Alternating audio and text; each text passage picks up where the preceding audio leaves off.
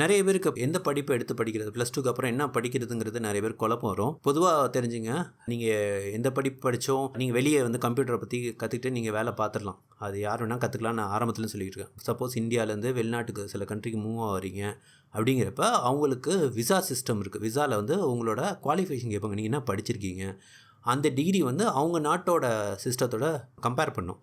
So அப்போ வந்து ஒரு சில டிகிரி வந்து அவங்களால ரெக்கக்னைஸ் பண்ண முடியாமல் போயிடும். ஸோ உங்களுக்கு தகுதி இருந்தும் திறமை இருந்தும் வெளிநாடு வாய்ப்புகள் தட்டி போகிறதுக்கான வாய்ப்புகள் இருக்குது. பிஇ முடிச்சிங்கன்னா அந்த 4 இயர்ஸ் 1ஆவதுலேருந்து 12ஆவது ப்ளஸ் 4 வருஷம் அந்த இன்ஜினியரிங் படித்ததோட கணக்கு பார்த்திங்கன்னா 16 வருஷம் தொடர்ந்து படித்ததுக்கான கணக்கில் நிறைய கண்ட்ரிக்கு உங்களோட விசா வந்து கொஞ்சம் ஷார்ட் லிஸ்ட் ஆகும். நீங்கள் விசா அப்ளை பண்ணிங்கன்னா ஈஸியாக கிடைக்கும். ப்ளஸ் இந்த இன்ஜினியரிங் டிகிரியை வந்து நிறைய கண்ட்ரியில் வந்து ப்ரொஃபஷனல் டிகிரியாக ரெக்கக்னைஸ் பண்ணுவாங்க.